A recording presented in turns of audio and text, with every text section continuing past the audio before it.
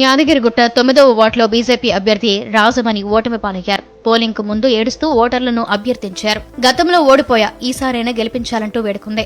దేశం కోసం, ధర్మం కోసం పోరాడుతున్న ఓటు వెయ్యాలని రాజమణి కోరింది. తనకు మనకి కేవలం 10 ఓట్లు మాత్రమే పడటంతో అవాక్కయ్యారు. ఏడుస్తూ అభ్యర్థించిన రాజమణిని ఓటర్లు పట్టించుకోలేదు.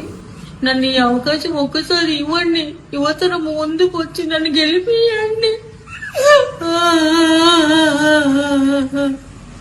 నన్ను గెలిపించాలనుకుంటున్నా. గుర్తుకే దేశం కోసం, ధర్మం కోసం ఓటు వేయండి.